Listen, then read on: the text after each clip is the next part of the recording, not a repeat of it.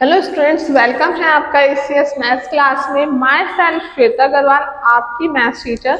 और आज हम जिस टॉपिक के बारे में डिस्कशन करने आए हैं वो है क्लास 10 की एक्सरसाइज 9.1 की क्वेश्चन नंबर 11 का। और हम अपने शुरू के क्वेश्चन नंबर 10 तक अपनी पुरानी वीडियोस में कंप्लीट कर चुके हैं, तो आप मेरे चैनल पे जाके वीडियो को देख सकते हैं, चैनल को सब्सक्राइब और वीडियो को लाइक भी कर सकते हैं। अब हमारा शुरू होता है क्वेश्चन नंबर 11। क्वेश्चन नंबर 11 में क्या बोला है?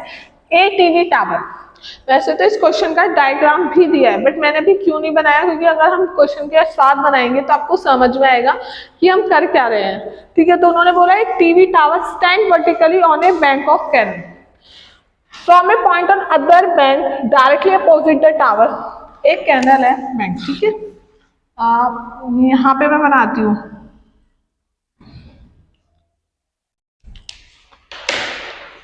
ओके, ठीक है। यहाँ पे एक बैंक ऑफ कैनल है, यहाँ पर है। अब क्या है उस बैंक ऑफ कैनल पर? उन्होंने बोला है कि canal from a point on the other bank directly opposite the tower. एक तो इस पे टीवी टावर टंग रहा है, स्टैंड है, टीवी टावर है, स्टैंड है, जो कि कितना है? A TV tower stand vertically on a bank of canal from a point on the tower from a point on the other bank directly opposite the tower।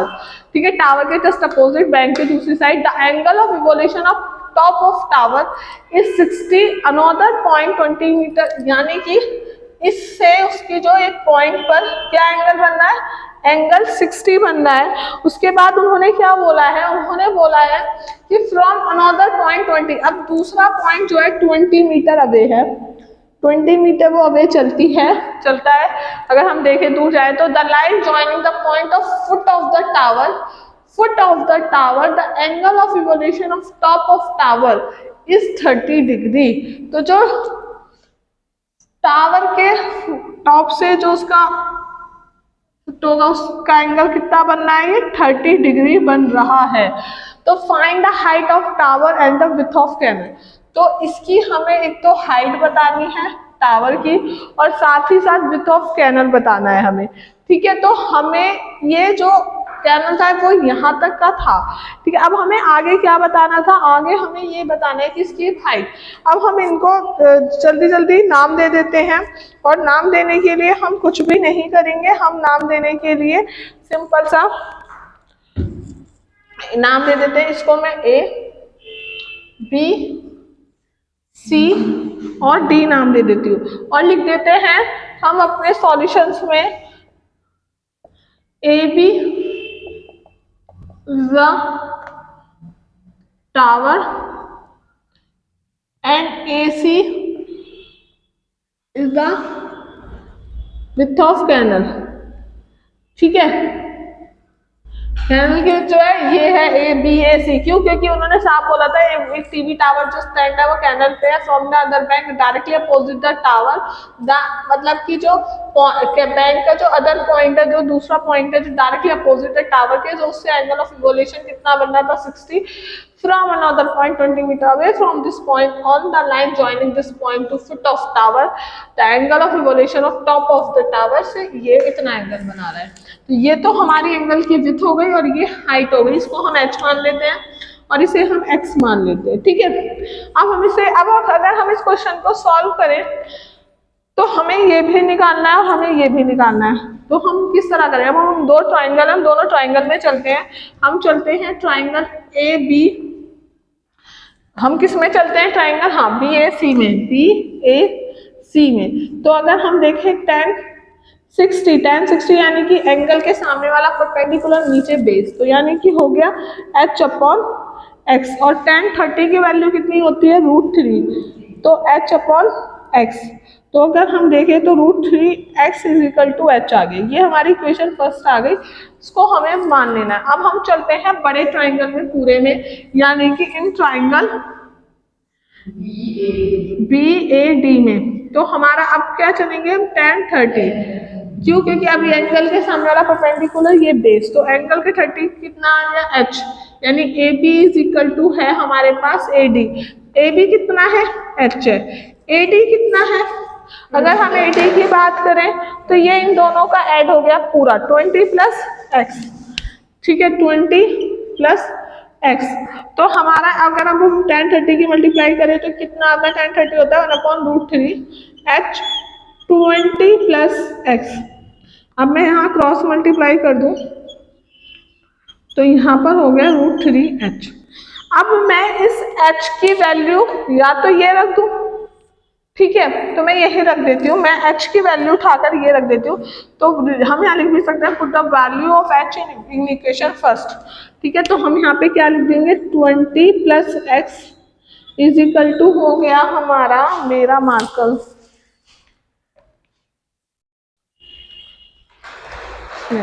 तो हमारा कितना हो जाएगा, √3h। अब अगर हम h की जगह लिख दें, h की जगह वैल्यू क्या लिख सकते हैं, हम लिख सकते हैं √3x, ठीक है। तो हम यहाँ पे लिख देंगे √3x। तो अगर हम यहाँ पे लिखे 20 प्लस एक्स, √3 की √3 में करेंगे तो 3x, ये इधर चला जाएगा तो कितना आ गया, 20 में से 3 में से x गया 2x। तो यहाँ पर कहीं ना कहीं ये सॉल्व होने के बाद आ गया x is equal to 20/2 is equal to 10, यानी कि जो विड्थ है कैनल की वो कितनी आ गई, 10 मीटर आ गई। ओके, अब उन्होंने पूछा हाइट भी, so put this value in equation first, ठीक है, इसे इक्वेशन फर्स्ट में रख देते हैं, x is equal to √3x, यानी कि x की वैल्यू कितनी है, 10√3 मीटर। यही इसका आंसर हो जाएगा, क्योंकि हमने x की वैल्यू को कहाँ रख दिया, यहाँ रख दिया, तो हमारी हाइट भी निकल के आ गई और ये हमारी विड्थ थी और ये हमारी हाइट थी। तो हमारा क्वेश्चन नंबर 11 यहाँ कंप्लीट हो जाता है। आप एक बार देख लीजिए, फिर हम अपने नेक्स्ट क्वेश्चन को शुरू करते हैं।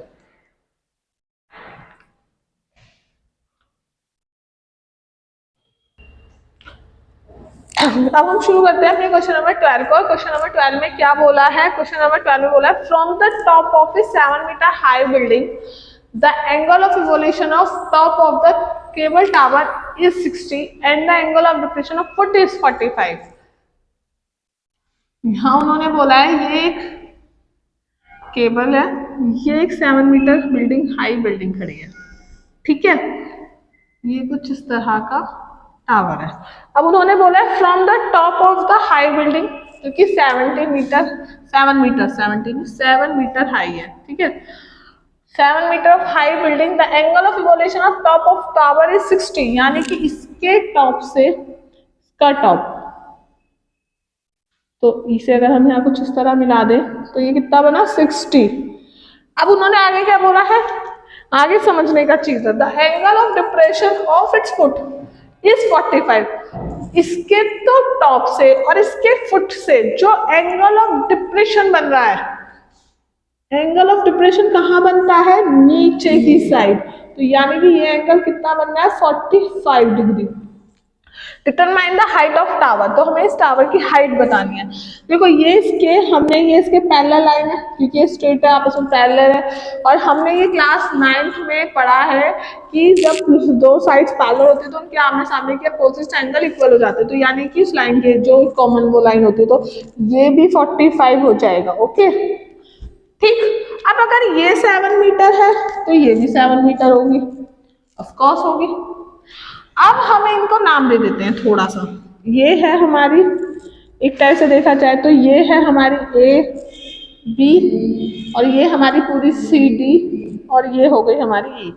अब अगर हम इसमें ध्यान से देखो तो अगर मैं चलूँ इस वाले ट्राइंगल में पहले, तो मुझे बेस मिल जाएगा, जितना ये होगा उतना ही ये होगा। तो मैं चलती हूँ ट्राइंगल ए ई सी में।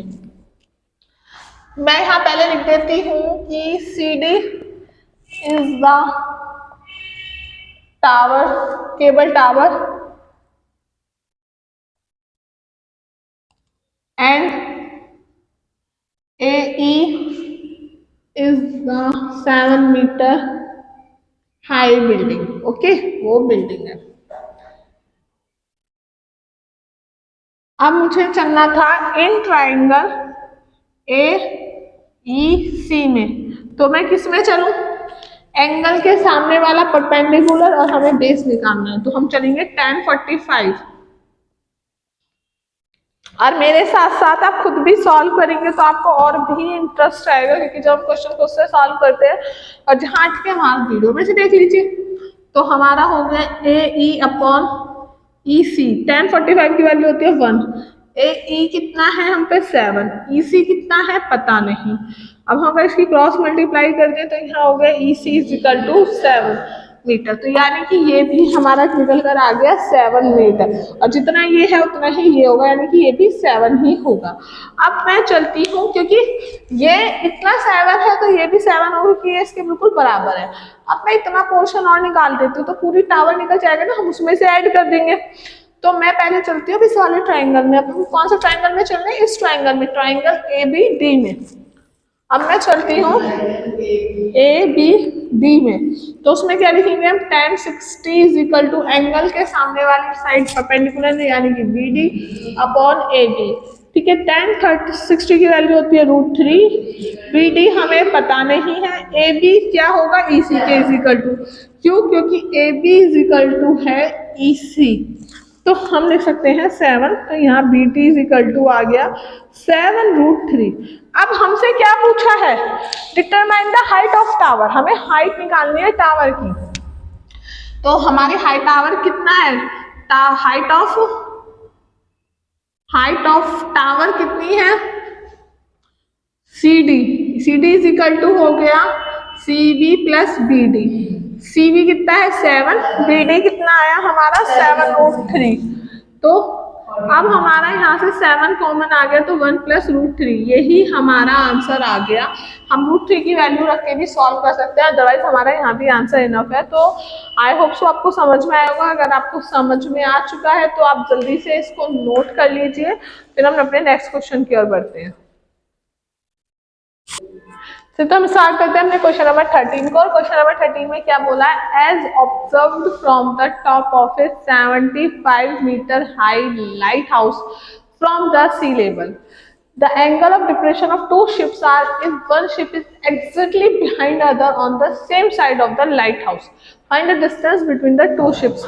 उन्होंने बोला है कि एक लाइट हाउस है, ठीक है, ये कुछ लाइट हाउस है, ठीक है, ये मुझे आता नहीं है ऐसा कुछ ड्राइंग ज़्यादा अच्छी, तो ये लाइट हाउस है। अब उन्होंने बोला है कि क्या लाइट हाउस के इधर 2 शिप है। एक शिप तो इस तरह बनाओ कुछ, ये एक शिप हो गया, ये दूसरा शिप हो गया, ठीक है, 2 शिप्स हैं। और उन्होंने साफ बोला है sea level the angle of depression of 2 ships are 30 and 45 degree, one ship exactly behind the other. अगर एक शिप दूसरे के जस्ट बिहाइंड है ऑन द सेम साइड, और सेम साइड है लाइट हाउस के, the distance between the 2 ships. तो हमें क्या बतानी है? इन दोनों के बीच की डिस्टेंस बतानी है। और सी हाइट जो हमारा लाइट हाउस है वो 75 है। अब उन्होंने जो बोला है, ये अगर हम इससे और इससे दुख करें तो उन्होंने क्या बोला है? एंगल ऑफ डिप्रेशन जो है एग्जैक्टली 30 and 45। अगर हम ध्यान दें तो यानी कि अगर हम इससे देखें शिप के लिए लाइट हाउस का जो यहाँ डिप्रेशन बन रहा है एंगल 30 है, और इसके लिए जो इससे है तो उसके लिए हमारा एग्जैक्टली बन रहा है कितना? 45 डिग्री। ओके, अब अगर मैं यहाँ देखूँ तो ये जब साइडें आपस में पैरेलल होंगी तो इसके लिए जो ये कॉमन लाइन है, यानी कि जो इस लाइन से अपोजिट एंगल जो होंगे इक्वल होंगे, तो यानी कि ये एंगल हो जाएगा 30 और इससे ये हो जाएगा यहाँ पे 45 डिग्री। ओके, अब मुझे सिर्फ ये डिस्टेंस निकालनी है। मैं फिर बोल रही हूँ मुझे क्या निकालनी है, ये मैं नाम दे देती हूँ लाइट हाउस ए बी, ठीक है, दोनों शिप, एक शिप सी पर है और एक शिप डी पर है। अब मुझे इनका क्या निकालना है? मुझे इनका वैल्यू पहले मैं लिख देती हूँ थोड़ा सा आंसर में यहाँ पर। A B is a lighthouse, ठीक है, और D C and D have a point on ships, ship पर पॉइंट है वो, ठीक है। अब हमें फाइंड क्या करनी है? फाइंड द डिस्टेंस ऑफ, हमें फाइंड करनी है, फाइंड द डिस्टेंस ऑफ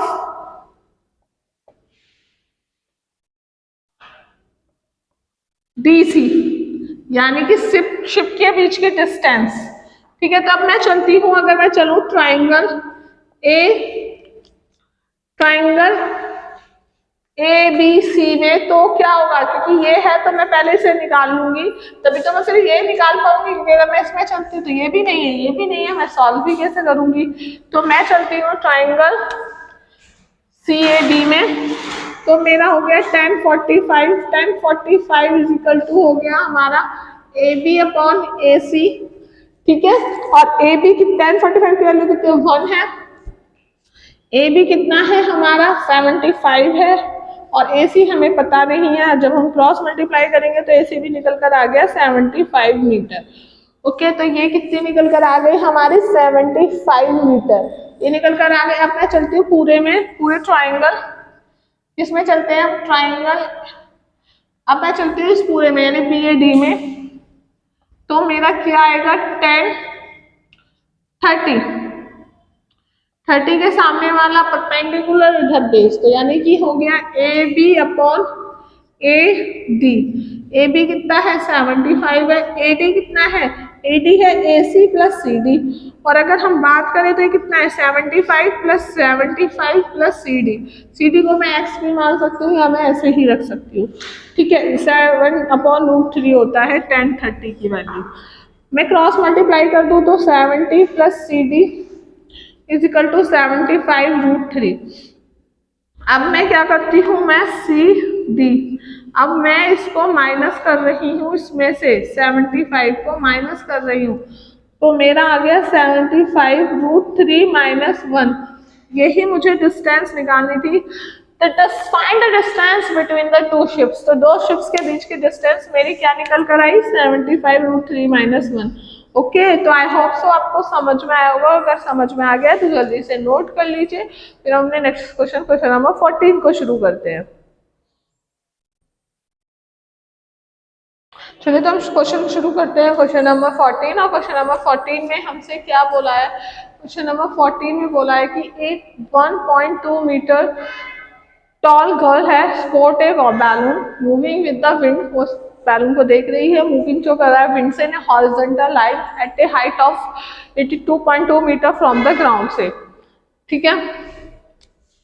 लड़की है, ए ग्राउंड से बैलून की डिस्टेंस, मतलब कि यहाँ पर कोई, मैं ऐसे बोल देती हूँ, ठीक है, लड़की खड़ी है जिसकी हाइट कितनी है 1.2 मीटर। ओके, अब the angle of revolution of balloon from the eye of a girl at any instant is 60 after some time। वो यहाँ उसने बैलून देखा, ठीक है, यहाँ बैलून उसने देखा अपनी आईज से, तो यानी इस जगह से देख रही है वो। ओके, तो वो बैलून को जो देख रही है ग्राउंड, तो वो भी ग्राउंड पे खड़ी है और बैलून भी ग्राउंड से डिस्टेंस थी, उसका जो एंगल बन रहा है वो कितना बन रहा है, एंगल ऑफ 60, ठीक है। अब after some time the angle of evolution, angle after 60 बना, after the some time angle of evolution reduce to इतना, कुछ देर बाद बैलून यहाँ, कुछ देर बाद क्या होता है, बैलून यहाँ से यहाँ पर आ गया, ठीक है, बैलून यहाँ पर आ गया, और उसका जो after some time angle of evolution reduce to 30, वो घटकर कितनी हो गया एंगल अब उसका 30 डिग्री। तो find the distance travelled by the balloon, तो ये जो उसने डिस्टेंस, बैलून पहले यहाँ था अब यहाँ आ गया, तो यानी कि ये डिस्टेंस हमें बतानी है। ओके, और ये कुछ इस टाइप से है, ये 1.2 है, टोटल जो ग्राउंड की डिस्टेंस है वो 88.2 है, तो अगर इसमें से ये माइनस कर दे तो ये कितनी बचेगी, सिर्फ ये वाली, ये बचेगी 87, ठीक है। इनको नाम दे देते हैं, ठीक है, ये इन्होंने क्वेश्चन में डायग्राम में भी बुक में दिया हुआ है। अगर मैं इसको नाम देना चाहूँ तो मैं कैसे नाम दूँ, यहाँ से देती हूँ ए बी सी डी ई, ठीक है, और यहाँ पे लिख देते हैं एफ और जी। ओके, और अब मैं इन सबको कुछ थोड़ा बहुत नाम दे देती हूँ, ठीक है। अब मैं क्या नाम दूंगी इनको, अगर मैं इनको नाम देने की बारी आए तो मैं लिख देती हूँ आंसर में, तो बिल्कुल ही फिनिश है इसमें, अगर बिल्कुल ही नाम आने की बारी आए तो मैं एक सेकंड चेक कर लेती हूँ, पेन ही ये रहा। तो क्वेश्चन नंबर 14 में मैं लिख देती हूँ कि जो डिस्टेंस है बिटवीन बैलून, डिस्टेंस है बिटवीन बैलून्स की वो कितनी है, वो है हमारी वो है BC, ठीक है, जो हमें फाइंड करनी है। और जो गर्ल है वो गर्ल कहाँ खड़ी है, AF डिस्टेंस पर है, AF इज द गर्ल, ठीक है। अब अगर मैं ध्यान से देखो एक चीज, अगर मैं चलूं इस वाले ट्रायंगल में तो मेरे पे ये तो है 87, मैं ये निकाल लूंगी। फिर जब मैं इसमें चलूंगी तो मेरे पास ये होगा और ये भी है, तो फिर मैं इसे निकाल लूंगी आराम से, ठीक है। तो मैं 1060 में चलती हूँ सबसे पहले। तो मैं चलती हूँ इन ट्रायंगल, ठीक है। मैं किस में चलती हूँ, ये क्या नाम दिया हुआ है मैंने, ए। मैं चलती हूँ ACE में। तो मैंने चला 1060, 1060 के सामने वाला एंगल के सामने वाला परपेंडिकुलर यानी कि EC अपॉन ये जो है AC। अब 1060 की वैल्यू होती है √3, √3 अपॉन 1, EC कितना है। अब देखो ये मैंने बताया था ना, ये पूरा 88.2 था। जब लड़की 1.2 मीटर इतनी खड़ी है तो ये डिस्टेंस कितनी हो गई 1.2, तो ये हिस्सा कितना हो गया, जब इसे इसमें से माइनस करेंगे तो 87 हुआ, ठीक है। तो ये 87 हो गया, ओके। तो मैं इसे 87 लिखूंगी। AC मुझे निकालना ही है। अगर मैं बात करूँ तो √3 AC अपॉन 87, तो AC इज इक्वल टू हो जाएगा 87, ये नीचे आके हो गया √3, ओके। समझ में आया, 87 अपॉन √3 आ गया। अब मैं चलती हूँ ट्राइंगल दूसरे में, इसमें बड़े ट्राइंगल में, ट्राइंगल ABD में, इन ट्राइंगल ABD में। तो 1030 भी इज इक्वल टू कितना होगा, एंगल के सामने वाला परपेंडिकुलर यानी कि DB अपॉन AB। अब DB तो हम पे 87 आ ही जाएगा, AB कितना होगा, AB होगा AC plus CB, AC plus CB। अब हमें पता है 1030 की वैल्यू होती है 1/√3, 87। AC हमें पता है, AC हमने यहाँ फाइंड किया था, मैं वही वैल्यू रख देती हूँ, AC/√3 प्लस CB, ठीक है। अब मैं क्या करती हूँ, मैं इसकी क्रॉस मल्टीप्लाई कर देती हूँ। तो मैं यहाँ लिख दूंगी 87√3 प्लस CB, और ये इधर चला जाएगा 87√3। अब CB इज इक्वल टू हो जाएगा 87√3 माइनस 87 अपॉन √3। मैं अगर यहाँ से 1 एलसीएम ले लूँ, √3 एलसीएम ले लूँ, तो मेरा क्या आ जाएगा, अगर देखा जाए तो यहाँ पे आ जाएगा मेरा CB इज इक्वल टू √3। तो यहाँ हो जाएगा 87, जब यहाँ 1 है तो √3 की √3 में यहाँ √3 आ जाएगा ऊपर, √3 की √3 में मल्टीप्लाई करेंगे तो 3 आ गया माइनस 87। अब मैं इसकी इसमें मल्टीप्लाई करूँ, 7 के 21 का 2, 7 24 और 2 26। अगर मैं इसे इसमें से माइनस करूँ तो 4 15 उसमें से 8 गए 7, हो गया 174 इज इक्वल टू √3। ठीक है, एक बार माइनस करके देख लो कि मैंने कुछ गलत तो नहीं किया। 7 गए 4, यहाँ एक कम हो गया, 15 15 में से 8 गए तो 7, एक सही है, ठीक है। अगर गलती लगे तो मुझे जरूर कमेंट में बता देना। अब हम क्या करेंगे, अब इसे नीचे हम रूट नहीं छोड़ते तो ऊपर नीचे रेशनलाइज कर देते हैं। तो हम लिख देंगे 174√3 और इसको √3 की √3 में करेंगे 3। अभी से इससे काटो तो कितना कटता है 5। ये हमारा आगे CB और यही हमारी बैलून के बीच की डिस्टेंस थी। तो the distance between balloon, distance between balloon 858√3 metre, यही हमारा आंसर है। ओके, देख लीजिए एक बार, नोट कर लीजिए, फिर हम करते हैं अपने नेक्स्ट क्वेश्चन, क्वेश्चन नंबर 15 को शुरू। ठीक है, एक बार जल्दी से नोट कर लीजिए।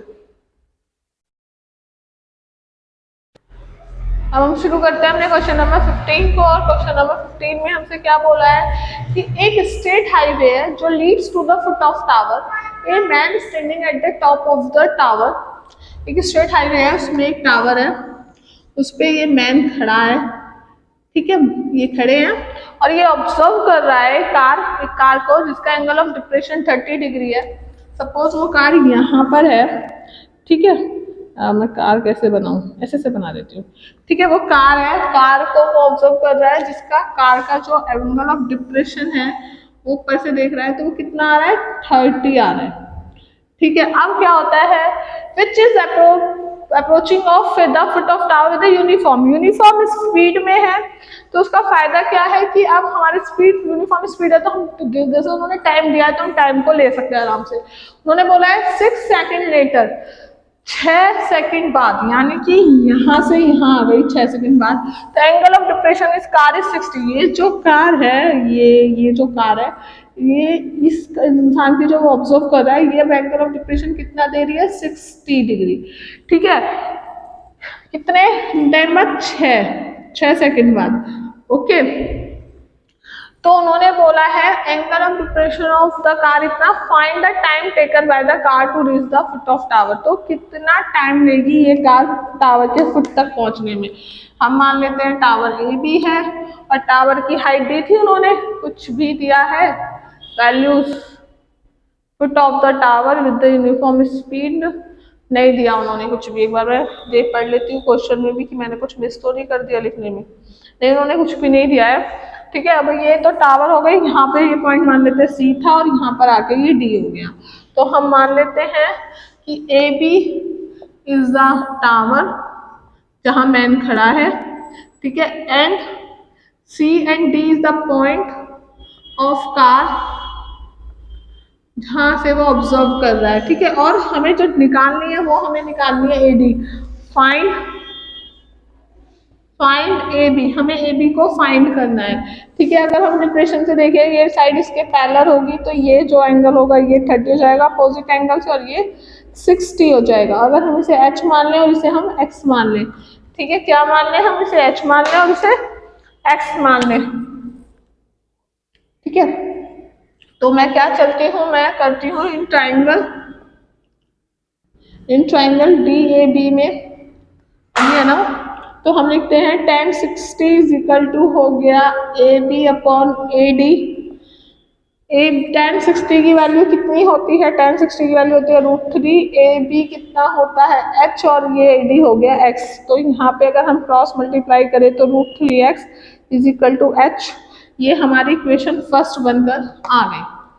ठीक है ना, तो हमें h पता है ना, हमें x पता है। अब हम इसको करते हैं next triangle C A D B में। ठीक है, हाँ, वो tan 30 को अगर हम लेकर चले तो एंगल के सामने वाला ए बी, और बेस हो गया हमारा सी ए बी कितना है हमारा, ए बी है हमारे पास h, और x सी ए है हमारे पास C D plus D A. और अगर हम बात करें तो h को h ही रख देती हूँ, अभी मैं tan 30 की वैल्यू √3, सी डी हम पे 6 है और डी ए हमें x है। अब मैं ये जो h की वैल्यू है, h की वैल्यू मैं रख देती हूँ इक्वेशन फर्स्ट से, put the value of h by equation first. Equation first में से हम रख लेते हैं, तो 1/√3, h की जगह हमने निकाल दिया √3x, 6 प्लस x, हम क्रॉस मल्टीप्लाई कर देते हैं, 6 प्लस x, यहाँ पे जब इसकी मल्टीप्लाई करेंगे √3 की √3 में तो जाएगा 3x, तो यहाँ पर हो जाएगा, जब ये इधर चला जाएगा माइनस में तो 2x, तो x बराबर आ गया 3। तो यानी 3 सेकंड। वो कितने टाइम लेगी कार फुट तक जाने के लिए, सिर्फ 3 सेकंड। तो हम इसलिए यहाँ पे आंसर लिख सकते हैं, so the car take the time 3 second from foot of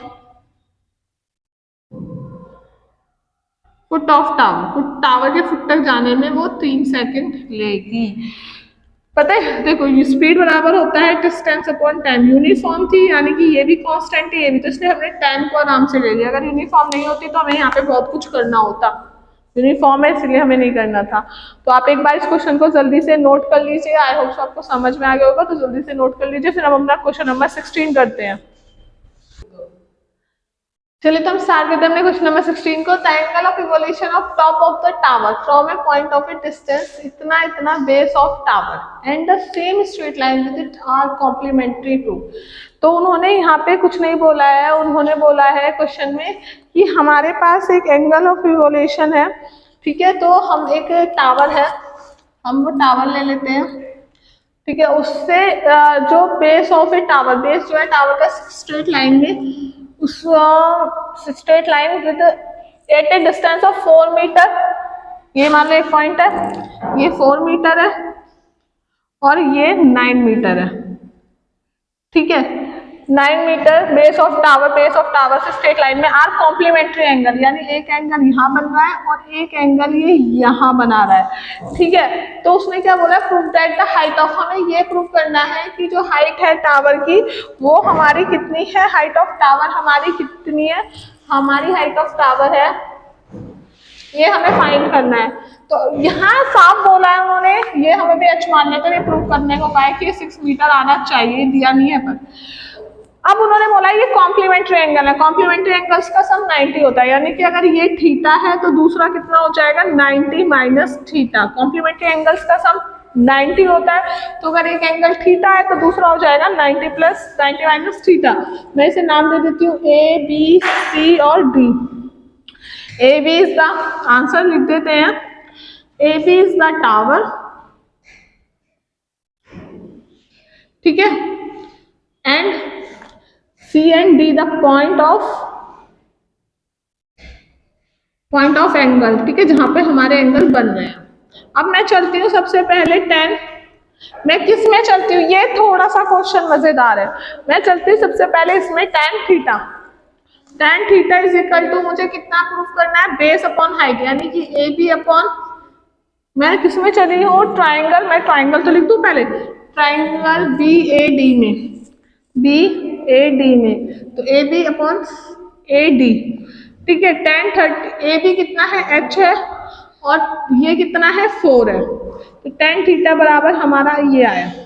अब मैं चलती हूँ दूसरे ट्राइंगल बी ए सी में, तो मैं चलती हूँ tan 90 माइनस थीटा, ये मैं इक्वेशन फर्स्ट मान लेती हूँ, इसके सामने वाला ए बी अपॉन ए सी।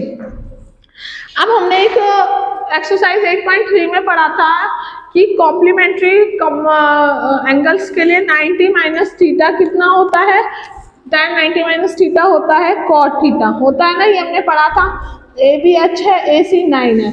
अब ये इक्वेशन सेकंड हो गई, अगर मैं मल्टीप्लाई कर दूं इक्वेशन फर्स्ट एंड सेकंड की, मैं लिख देती हूँ multiply equation first and second, तो मैं क्या करूंगी, tan theta into cot theta h upon 4 into h upon 9, मैंने इन दोनों की मल्टीप्लाई कर दी।